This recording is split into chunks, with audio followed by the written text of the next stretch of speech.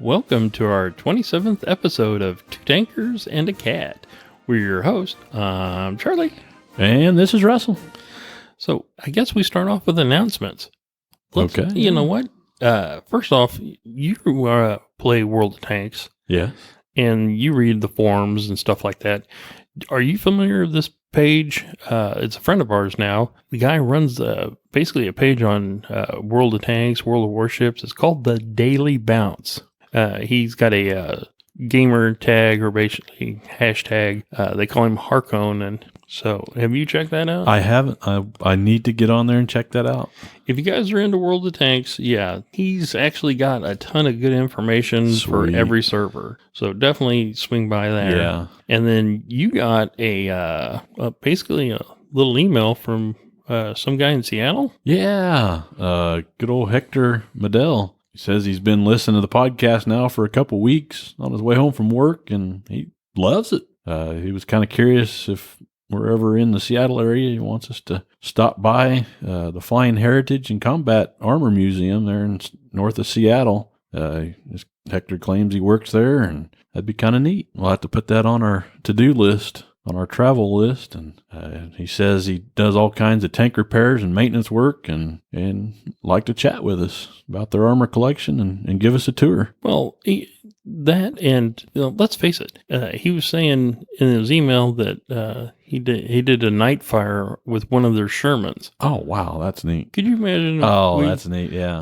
We brought him a bumper sticker or something and said, yeah, buddy, well, how about you fire that Sherman for us? So if you guys are near Seattle, Washington, and you're just north of there, check out the Flying Heritage and Combat Armor Museum and say hello to our friend Hector for us. Yeah, it's definitely going to be on our to-do list. And the other thing is, where are we on our merchandise? I know you just got the bumper sticker stuff. Yes. So we're going to order some. Still working on that, and hopefully here within the next month or two, we'll start having some merchandise that folks can buy. And excellent. We got to do our Patreon shout out, which is getting longer and longer. It is. It very much is. If you, the listener, aren't part of our Patreon, well, you can get your name shouted out. Heck yeah.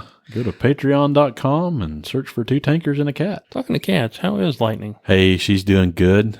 She's mainly living at the new place now, about 30, 40 miles away, and she's finally fitting in. All right. She's got a couple of companion cats now to play with. Good. So she's starting to get along with him a little better. And excellent. Doing great. Well, you haven't posted any pictures of Lightning lately. I know. It's been extremely hectic around here, to be honest with you. Yes. With me starting my new job and finally getting into it. But yeah, everything's starting to slow down a little bit and kind of getting back into the groove of things. And excellent. All right. Who are our members we need to shout out to? I know Andy Crow. Yes. And then who else? Born Ben, he's still supporting us. Excellent. And I believe we've got a new one this time. Christy McCarty? Yeah. Oh, a female listener. Yes. Well, you know what? If she's wanting to support us, you're darn right. Bless her heart. Thank you, Christy. And then Kevin Shin. Then who else? Kyler Montgomery. And then that ODS guy. ODS Thero. Yeah. Thero. And my buddy Rick Schmidt. Yeah. He's been following me on my live stream. Yeah. I stream World of Tanks. And so how's that been going? You staying out of jail? I'm out of Facebook jail. But the other day, me and Cowboy were streaming, and he kind of let loose a little bit. And I'm like, oh boy, Cowboy. Cowboy. And he even promised to be good. He goes, I'll be good. Oh, man. But we were getting just beat up. He got a bunch of snow up there in Montana here a while back, didn't he? Yeah. Already? Literally, he said, hey, we were already at like 16 inches or something. So I guess Montana's got tons of snow. Which would kill me is, he's up there around Glacier, and he sent a picture of the snow equal to this guy's house, his roof. It's up to his roof. Wow. And it was 90 degrees here in southeast Kansas. I know. And he's like, sure could use some of that heat. Yeah. So, okay, we did that. What are we talking about? Well, first key point, I believe we're going to be talking about the Semovente L40 DA42/32. You do this. I know that's a mouthful. We're probably going to have to shorten that a little bit. Ladies and gentlemen, Russ does this on purpose. Now he thinks it's funny. It's an Italian, basically SPG, or artillery, and also a tank destroyer. And the only reason I do know about this tank is, I've researched the Italian 8th Army, or the Italian Army up in Soviet during World War II. All right, I'll try to say it. Semovente, or is it Semovente? Bente. So the V is actually a B. B, yeah. Okay. Semovente. Okay. We're going to have pictures of this too. Yes. And we actually pulled up the pictures, and this thing is kind of cool looking. It is. But against a T-34 Soviet, yeah, no thanks. Or a KV. Oh, or my favorite, the IS-2. Good Lord. The IS-2 wouldn't even shoot it, just run over it. But it is a very cool looking vehicle. And the second point, we're going to talk about Operation Uranus and Operation Saturn. Hey, Russ, I said Uranus. I know. He did. I'm such a child. Oh, hey. I'm such a child. I'm used to it. All you folks may not be yet, but I'm used to it. Oh, my God. I'm such a child. Okay, Russ, tell us some background about the Semovente. Throughout the Second World War, Italy suffered a shortage of effective armored fighting vehicles. Entering the war, the backbone of the Italian armored forces consisted of L3/35 tankettes. And I believe we've already had an episode on their tankettes. Oh, if you guys haven't heard our tankette episode, please. Go listen to that after this.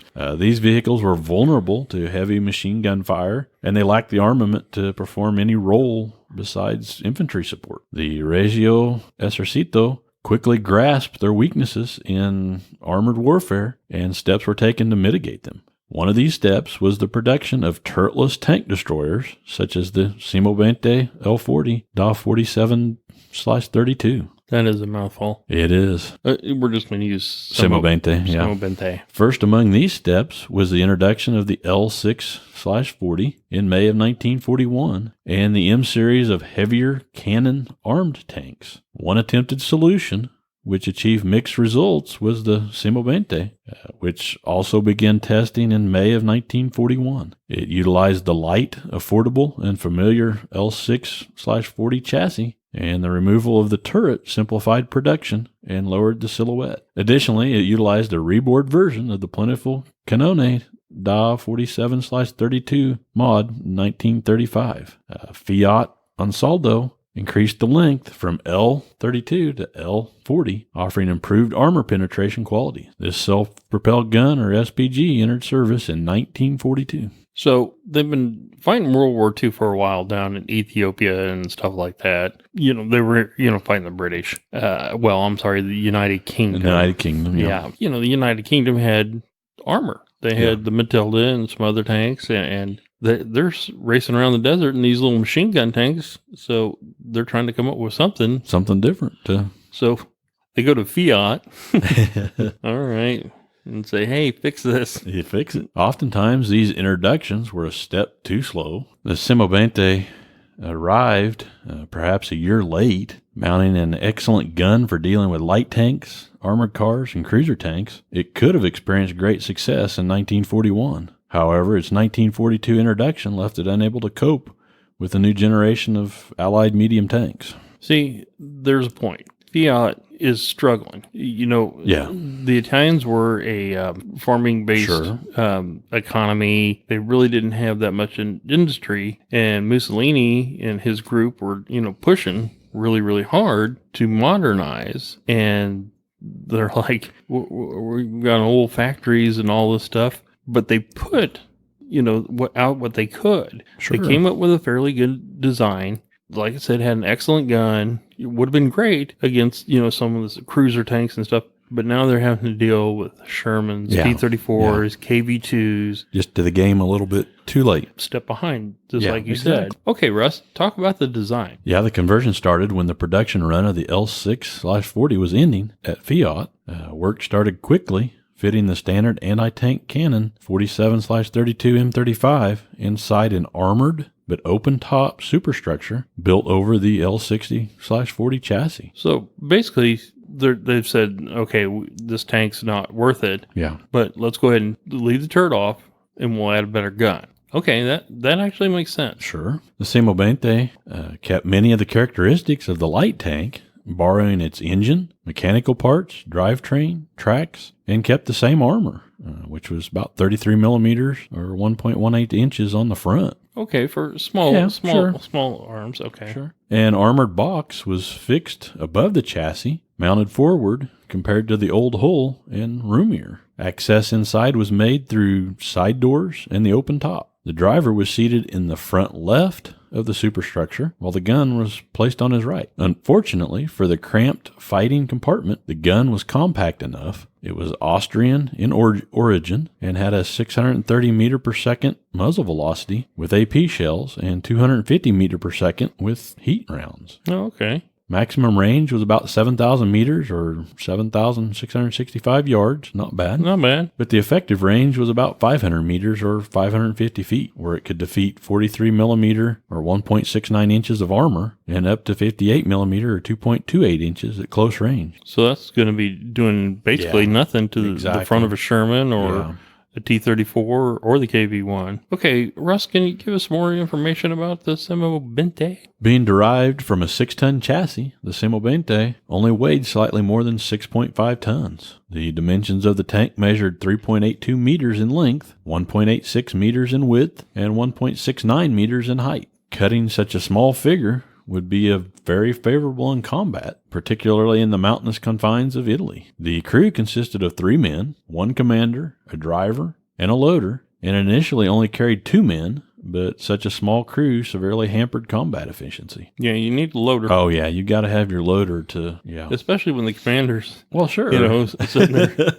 You're like, hey, I don't want to load this stuff. Trying to keep track of what's going on around you. And, the operational range reached its limit at about 200 kilometers, and the 68 horsepower SPA 18 VT I-4 petrol engine afforded reasonable performance with an on-road speed of about 42 kilometers an hour and an off-road speed of about 25 kilometers per hour. Okay, so it's open top. It's got an excellent gun for 1941. Yeah, 1941. And the speed's not bad. Yeah, the armor of the vehicle was fairly light, with the thickest frontal armor measuring 30 millimeters. Side protection amounted only to about 14.5 millimeters of armor. And additionally, the riveted armor subjected the crew to spalling should the armored shields take fire. While they enjoyed protection from small arms fire and some psychological benefit, that was all the armor really provided. In practice, it was necessary for most tank destroyers to rely on their small frame to avoid enemy fire altogether.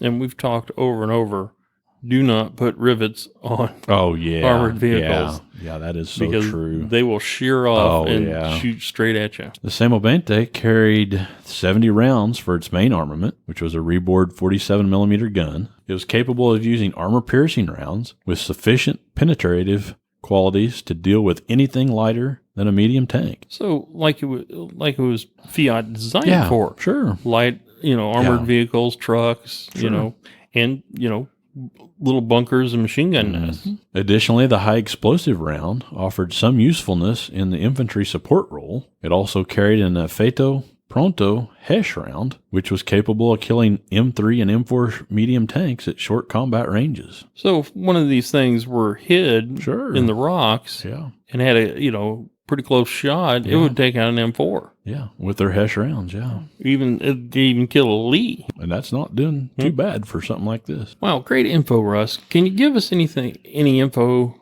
if there was any variance on the DA 4732? Yeah, besides the standard version, there were 2 variants that existed. First, the Caro Comando Platone per Semovente. It was actually a platoon commander vehicle. While ammunition capacity saw a reduction to 47 rounds, it carried a Morelli RF-1 CA radio set. Second, the company commander vehicle, which they called the Carro Comando Semovente.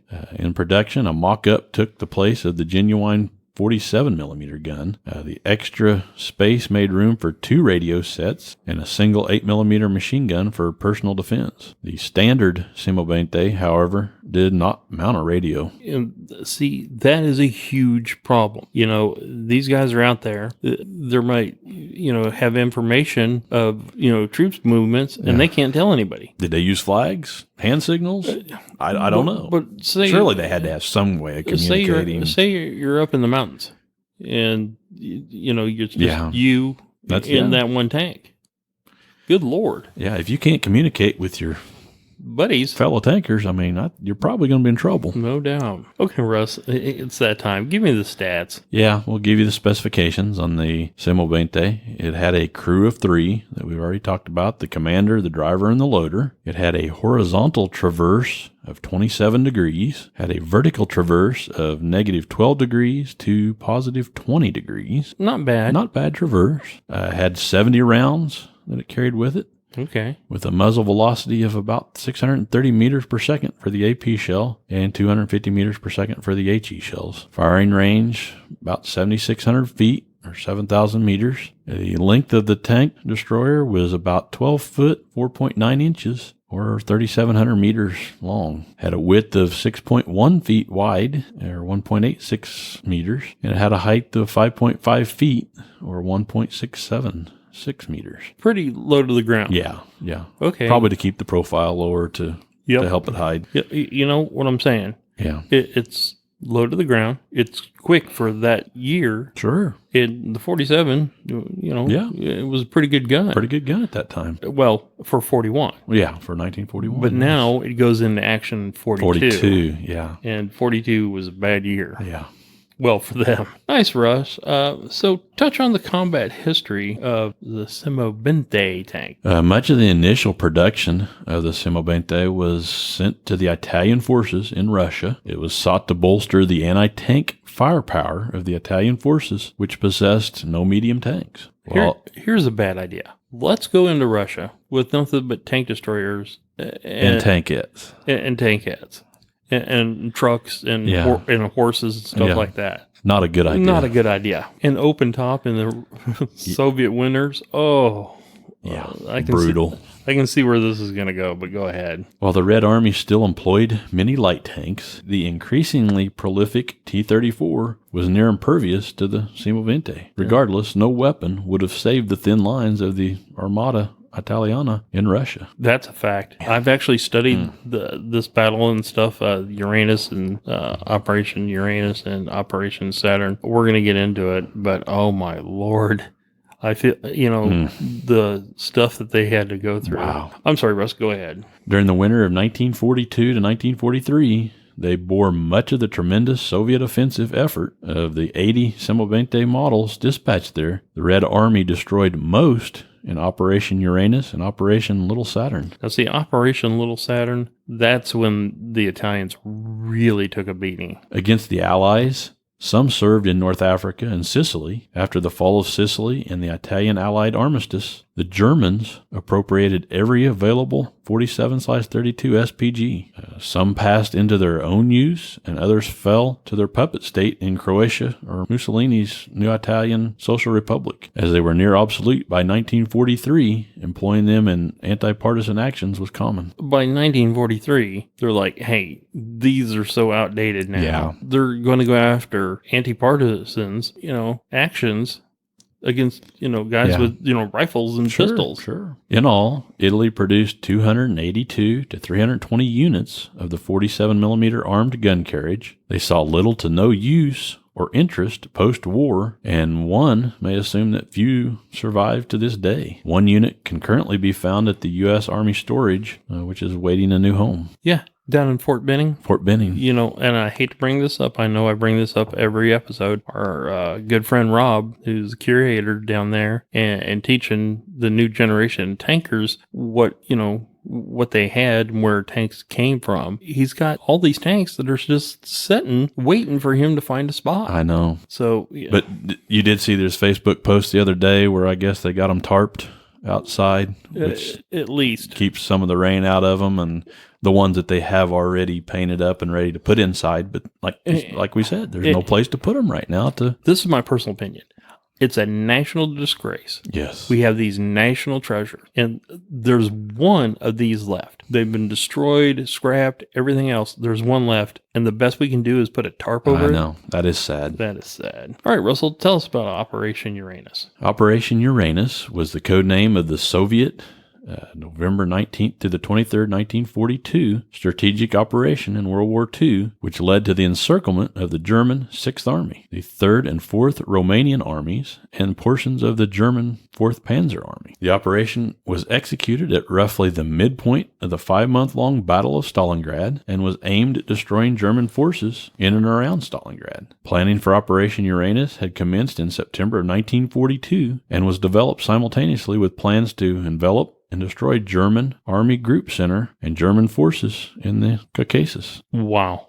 Okay, go on. This is getting good. The Red Army took advantage of the German Army's poor preparation for winter and the fact that its forces in the southern Soviet Union were overstretched near Stalingrad, using weaker Romanian troops to guard their flank. The offensive's starting points were established along the section of the front directly opposite Romanian forces, and these Axis armies lacked heavy equipment to deal with Soviet armor. All these T-34s and these KV-1s Just incredible. Finally get on the line. Yeah. And of course, Lend-Lease. And, we keep talking about Lend-Lease. We need to explain that someday. We really do. We will. We'll try to do that next episode. So the Italian Army wasn't the main consideration in that operation, but Operation Little Saturn was. Tell us about the Italian units and the strength and what happened to them. The Italian 8th Army, led by General Italo Garibaldi. Now, wait a minute. If you remember Garibaldi, he was the commander or the general. The name, but I don't. He was a general down in North Africa. And remember, Rommel said, "Oh no, you can't read German. But it says I'm in charge, and you need to follow me." Oh. So he kind of got fooled there. So they take him from North Africa because he's a seasoned. Yeah. He was actually in World War One. Basically, he's the best general they've got. They sent him up there. Read off the divisions they sent him. I think you're going to see a lot of the same kind of divisions, but go ahead. Yeah, the Italian 8th Army was actually led by Garibaldi, and its strength consisted of about 10 divisions. I know out of the 10, there was the 2nd Infantry Division, the 3rd Infantry Division, the 5th Infantry Division, and there was a 156th Infantry Division, but that was called the Vicenza, and then they had these new Alpine divisions, the 2nd Alpine, the 3rd Alpine. 3rd Alpine was Julia, I think. Then the 4th Division, and then there was the Torino, the Pasuba, and then the Prince. How do you say that prince's name? Amadeo, Duke of Osca Division. So if you're looking at that is a lot of infantry. What you don't, you see? Any armor. Yeah, the Italian forces in Russia would eventually total about 229,000 men, 22,000 vehicles, and about 1,340 artillery pieces. And like we said, they had 80 of these Semovente. That's incredible. I mean, that's sending that many men in without any extra armor or anything. Right. And here's the kicker. 2,200 vehicles include motorcycles, trucks, cars, Probably not even not many armored cars of any kind either. No. And those little light tanks that we were talking about, the tankettes were part of that. Sure. For 22,000, or no, I'm sorry, 229,000. 229,000 people, and then 1,300 artillery pieces. Yeah. 8th Armor has 10 divisions and a seasoned general, and they got 80 of these Semoventes. What was their job on the Axis front? Yeah, the 8th was placed on the left flank of the German 6th Army between Hungarian and Romanian forces. The Italian line stretched along the River Don for more than 250 kilometers from the positions of the Hungarian 2nd Army in Komenskoye to the positions of the Romanian 3rd Army in Vesinska, a village 270 kilometers northwest of Stalingrad. Good Lord. So they've got all these guys just stretched out along the river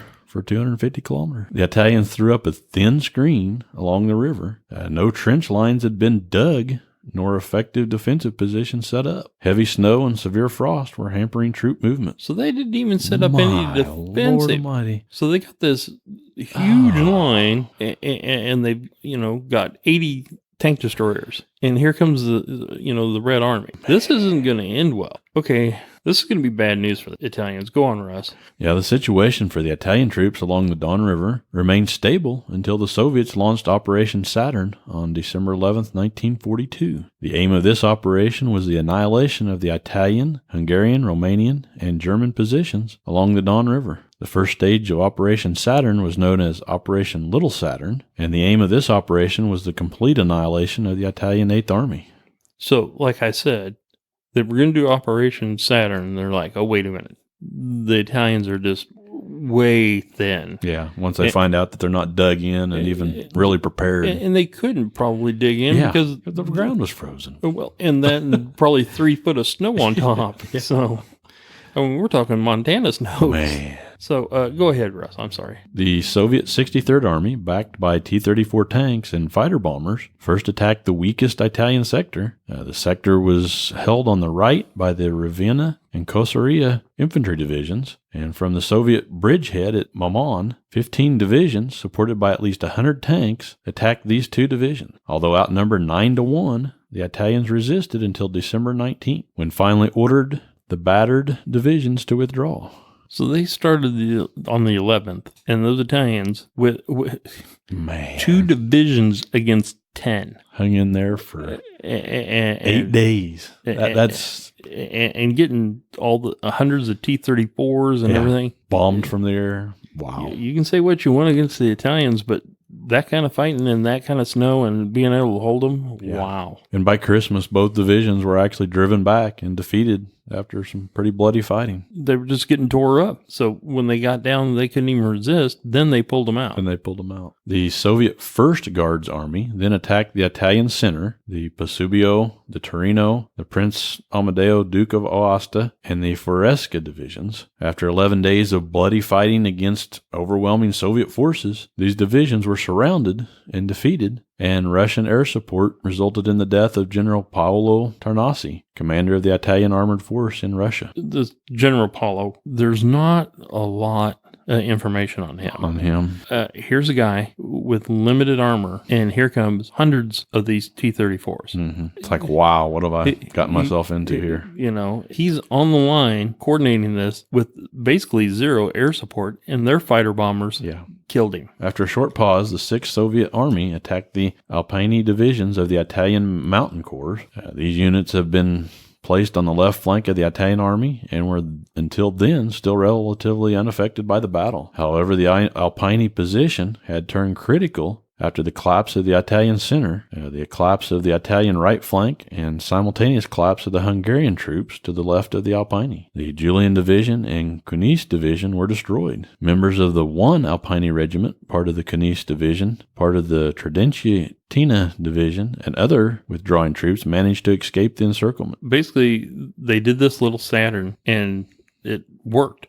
Yeah. They knew they had them dead to rights. They didn't have any defensive positions. They were covered in snow. And now they've lost their armored commander, and all these tanks that they had, all these vehicles are starting to die. Just incredible. Well, tell us about what happened. Yeah, when the surviving Italian troops were eventually evacuated to Italy, the fascist regime tried to hide them from the populace. So appalling was their appearance after surviving the Russian front. Here they are, basically walking on foot, starving. Skin and bones, probably.